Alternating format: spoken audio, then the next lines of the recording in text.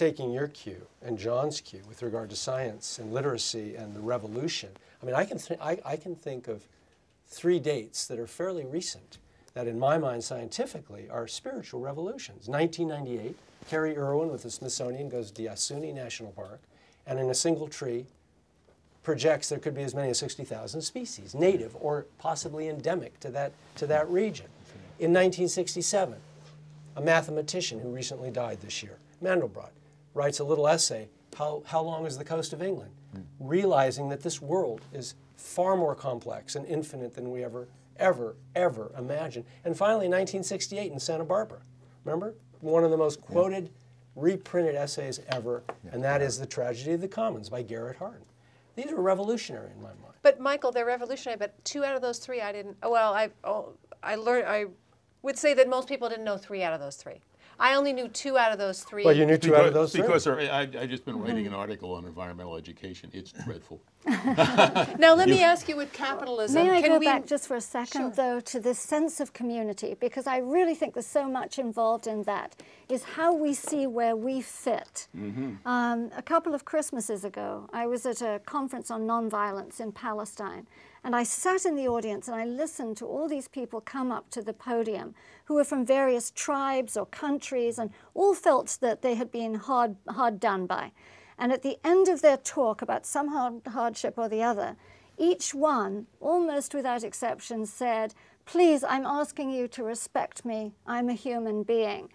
And when I gave my talk at the end, I was thinking, please, you know, let's not be that narrow. It's not, I'm a woman, I'm white, I'm this, I'm a human being. It's, please respect me, I'm a living being. And shouldn't that really be the criterion? Is I'm a living being. Absolutely. It's the objectification. It goes back. You could just expand on Kant, basically. Sure. And Sure. and we are. I mean, we are moving in the right direction. And let's just look for a second. Let's follow that up. What did we put in place of slavery? We abolished slavery. What did we put in place of it? We put in place a system where people are employed, where they're not raped, where they're not sold, where they're not branded, but they're still working hard, but their rights are being respected. Isn't that what we're sort of One of the asking? things we did Can was we we substituted a do lot the of same fossil thing fuel for for them. nature? is the we problem. did. A little more from that. Now, Now can we're we- asking, I believe, the world and the country to take the next step to look at animals and look at ecosystems and look at species and say, can we do the same thing? We're not saying put them behind glass. We're saying, can we include them in our community where their being is recognized, where they are members? Well, in terms of the and we community, can. as a We historian, you'd appreciate 1906, Upton Sinclair, the jungle, Chicago stockyards, where you've got Lithuanian child labor and millions of animals being slaughtered. Okay, we get our first basic animal welfare type act because Roosevelt is wanting to protect the slaughterhouse workers, not the animals. And even in the 50s, when we get an Animal Welfare Act, it's really for the workers, not the animals. When Humphrey and Dole came up with this brilliant brainchild, 20 years after they did so in India. But we're coming to the point where if you're going to talk community, and if you're going to talk church, and we're going to talk science, then I think, as Ingrid rightly says, we have to expand the circle of compassion, as many people have called it, and recognize that all life is sacred. Now, that poses a lot of problems for all of us at the table. I've got 22 billion bacteria in this armpit. I've got, 7 million follicle mites right here. So if I touch myself, I'm literally killing organisms. And Gandhi himself said, ahimsa, or nonviolence, is the only way, but it limps. And he said it right up to his assassination. Hold 1 second, because I want us now, each of us, to have our time, maybe 2 minutes each, as Michael just did so eloquently, the collective vision of tomorrow today. What is our vision of the state of the earth as we'd like to see it as this plays out? My grandfather was a geologist, and he said there's only 3 authors to read. There's physicist, chemist, and biologist. And the reason he said that is because he said, if you drop this book, gravity's going to dictate the reality. And what's happening is that we are doing everything in our power to multiply at levels that are not sustainable. We are doing everything in our power to ignore someday there's going to be 0 fossil fuels. We're doing everything in our power to avoid what kind of impact we each have on the environment. And as long as we're in that much denial about what's going on the planet, all we can expect for our children and our grandchildren is for them to live with the consequences of the inaction that's taking place today. We have invented systems. We've given systems power. We've created a world that is totally artificial, and someday gravity is going to be dictating the reality. Someday, when populations decline, it's not because everybody's going to want 0 children or 1 child or even 2 children. It's because people are going to starve to death. And So because what kind of world do you want to see, though? I want to see us recognizing where it is that these icebergs are and how it is that we can avoid them. But instead, we're taking the ship and we're heading straight to the icebergs because we are in total denial about basic physical, biological, and chemical realities. Pretty good. I'll go a little further in the future and say I'd like to see a world in which one of the things that's discussed all the time is what is sustainable behavior? How many people do we have? Where are we relative to the systems and other members of our community that we've got to deal with? We should be continually talking about ethics. You know, we should be discussing with each other. Ethics are purely a human invention. They've got nothing to do with supernatural monsters or anything else. What's ethical behavior? How do you judge it? How do you differ from me?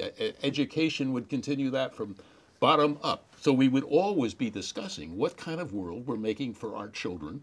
Is it the kind we want? Are we going in the right direction? And otherwise, having a lot of fun. In other words, I think human beings have to have fun. And there's lots of ways of doing it without wrecking the planet, as I mentioned earlier. Right. Make love, not war, I believe is what that. Make love, not children. Ingrid? Well, certainly, always have something to add to that about ethics. Is ethics, I think, John Galsworthy said there are 3 things in life that are important. And the first is to be kind. The second is to be kind. And the third is to be kind. And when I was writing a book about making kind choices, the Dalai Lama contributed a little essay. And people have probably heard this before, but he said no matter what religion you have or none, the most important religion of all is kindness, it's compassion. And I think that is ethics. If you've got that right, this shouldn't be something belittled. Kindness isn't something just for children. It isn't something that when we tell our children kindness is a virtue, these are just words. This should be how we try to live our lives. And it's true, we can't perhaps stop killing all the bacteria in the world, and we can't stop treading on this ant because we may not see him. But I do believe we're very, very, very powerful, and that we can try to be kind in a million different ways, from how we invest, whether we put our money into the things that are destructive and violent and so antisocial and that belittle people in other countries and hurt animals, how we eat, what we wear, how we entertain ourselves, and how we conduct ourselves in business and in our social relationships. If we got that right, that's the sort of behavior that we're asking governments and churches to exhibit too. So taking our individual power, not thinking that we're powerless. What was that wonderful thing that somebody said is, I greatly pity slaves.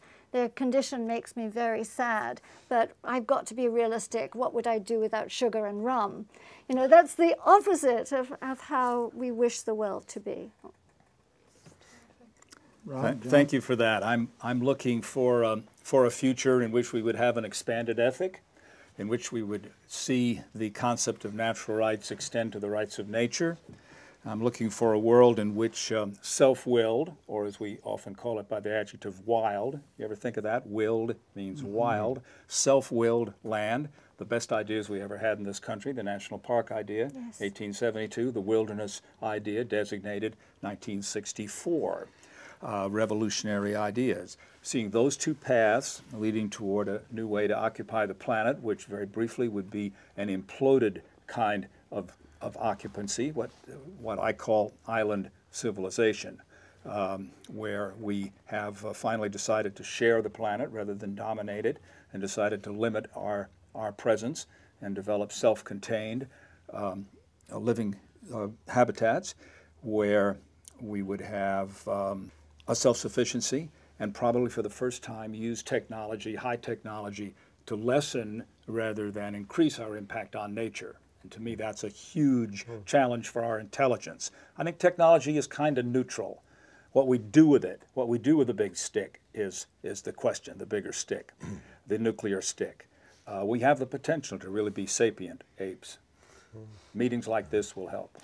I'd like to see a world in which everyone had the same opportunities for education that the people around this table have had and took advantage of them the way you all have. Because I think in such a world there'd be much less ignorance, there'd be much less injustice, much less war, much less destroyed habitat for biodiversity, less climate change, and less crowding. Hear, hear. Michael? Yeah, I think everybody here has said it. And I would just add that the notion of compassion and of pain is so dominant in every living being. When a creature is in pain, I don't care if it's yourself, your mother, your grandmother, your child, or one dolphin to another. You know it. We feel it. We empathize. Paul, you've just written a gorgeous book on empathy, Humanity on a Tightrope. I had the pleasure of reading it a few nights ago with your co-author, Robert Ornstein, and you came up with beautiful mechanisms for coming together as a team, as we're doing right now, to work toward ameliorating pain. And if you look at the pain points, as Jane Morrison and I have been developing this concept, the largest aggregates of pain around the world, from slaughterhouses to the oppressed, to the marginalized individuals, to the 300 million indigenous peoples whose languages and lives are disappearing, if we can lend our bodies and our passion and our soul and our intellects and experience to whatever extent we may be blessed with them, to alleviate pain, the less pain, the better off this world will be in every respect. And we know how to measure pain to some extent. We know, forget measuring, we know what it looks like. It hurts, and we can identify with that. So I see a world of less pain. I see us all working toward a pain-free world. That would be astounding to me, just astounding.